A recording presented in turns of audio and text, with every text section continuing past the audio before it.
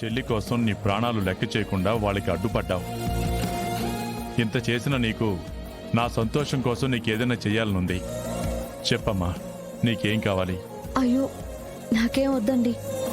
నా కళ్ళెదురుగా ఆవిడ మీద దాడి చేస్తుంటే చూస్తూ ఎలా ఊరుకోగలను? పిన్నిని కాపాడుకోవడం నా బాధ్యత.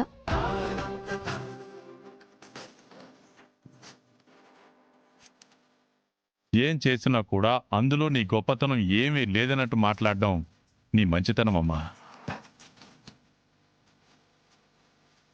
నా చెల్లెలంటే ఎంత ప్రాణమో నీకు తెలుసు.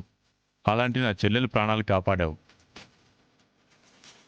నా సంతోషం కోసం ఏదో ఒకటిస్తే తప్ప నా మనసు ప్రశాంతంగా ఉండదు. అడిగమ్మా. అయ్యో, నేనేం ఆశించి చేయలేదు కదండి.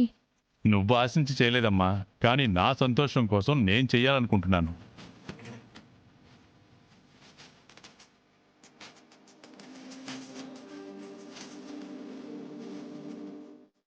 సరే అండి, ఎప్పుడైనా నాకేదైనా అడగాలనిపించిన రోజు ఖచ్చితంగా అడుగుతాను. నువ్వు ఎప్పుడు ఏం అడిగినా కాదనకుండా ఇస్తానమ్మా. నీకు మాటిస్తున్నాను.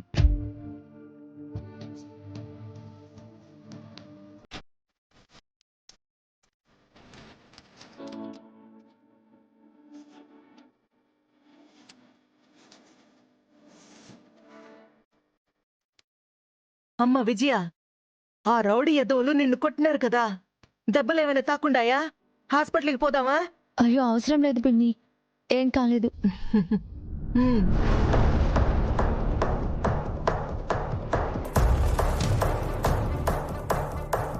మీరు ఉండారు ఎందుకో? వాళ్ళొచ్చి కత్తి తీసుకొని మా మీద పడతా ఉంటే దిష్టి బొమ్మల మాదిరి చూస్తా ఉండారు. మీరు మనుషులేనా?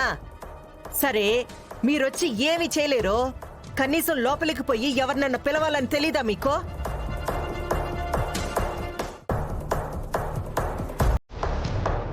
ఏమైతాదో చూద్దామని నిలబడి ఉన్నారా ఏమి? వాళ్ళు అలా కత్తులు తీసుకుని వచ్చేసరికి భయం వేసింది వదినా, అందుకే మేమేం మాట్లాడలేకపోయాం. అవును పెద్దమ్మా, వాళ్ళ చేతుల్లో కత్తులు చూడగానే మా నోట్లో నుంచి మాటలు కూడా రాలేదు. ఒట్టొట్టికంతా మీకు మాటలొస్తాయి. ఉన్నదానికి లేని దానికి వాళ్ళ మీద పడేసి వాళ్లే చేసినారని సాడీలు చెప్పేదానికి మాత్రం నోళ్లు బాగా వస్తాయి. ఆపదలో ఉండారు, ఎవరినిన్న పిలవడానికి మాత్రం నోర్రాదు. ఏమి మనుషులే కదా మీరు? ఇట్టంటప్పుడు కూడా ఉలుకు పలుకు లేకుండా నిలబడినారంటే మిమ్మల్ని ఏమనుకోవాలా? మన ఇంట్లో నీకేమన్నా అయితే వాళ్ళు ఊరుకుంటారేమో. నేనే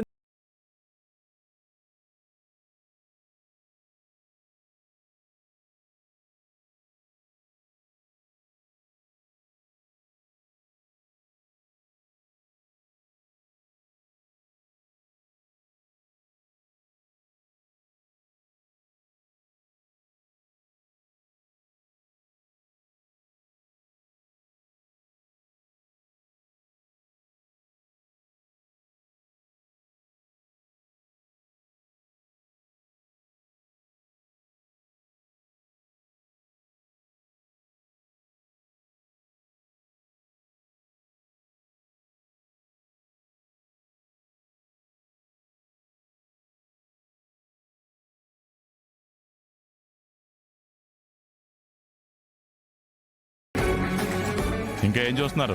లోపలికి పదండి. అసలేంటి నువ్వు చేసే పని? మరీ అంత మొండిగా వాళ్లతో తలపడతావా?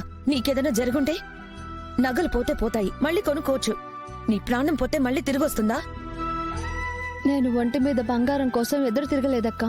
నా మెడలో తాళిబొట్టు కోసం ఎదురు తిరిగాను. పిన్ని గారి ప్రాణాల కోసం ఎదురు తిరిగాను.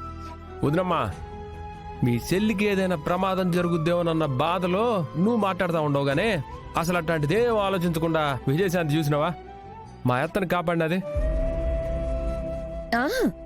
కాపాడకూడదని నేను అనట్లేదు. కాకపోతే అవతలి వాళ్ల చేతుల్లో కత్తులున్నాయి. అదృష్టం బాగుండి ఎవరికీ ఏమీ కాలేదు. అదే వాళ్ల మీద తిరగబడినందుకు నా చెల్లెల్ని ఏమైనా చేసుంటే, పిన్నిగారిని ఏమైనా చేసుంటే? ఏం కాలేదు కదా వదినమ్మా, ఇంట్లో మేము ఉండలా. మరి ఇంటి మీదకి వచ్చి ఇట్టంతా చేస్తారని ఏం తెలుసు మాకు? వదినమ్మా ఈసారి బయటికి వెళ్ళేటప్పుడు నువ్వు కూడా జాగ్రత్తగా ఉండు ఆ? నేను జాగ్రత్తగానే ఉంటున్నాను. ఇదిగో దీనికే జాగ్రత్తగా ఉండడం చేత కావట్లేదు. అక్క, నా స్థానంలో నువ్వున్నా అలాగే చేసేదానివి. ఆ విషయం నాకు తెలుసు. కళ్ళ ముందే మనిషి ప్రాణాలు తీయాలని చూస్తుంటే నీ గురించి నువ్వు ఎలా ఆలోచించుకోవో అలాగే నా గురించి నేను ఆలోచించుకోలేదు. విజయ,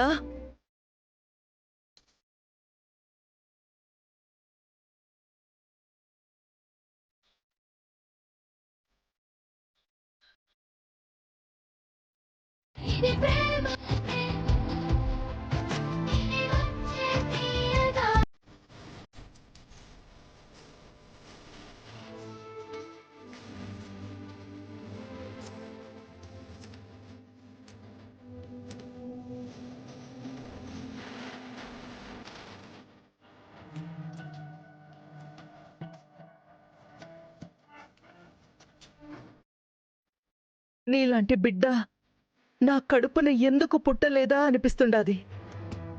ఏమి ఉండలేదా బిడ్డలు? మళ్ళీ ఆమె కూడా కావాలా నీకు? రేయ్, నోరు మీర చాలు గాని.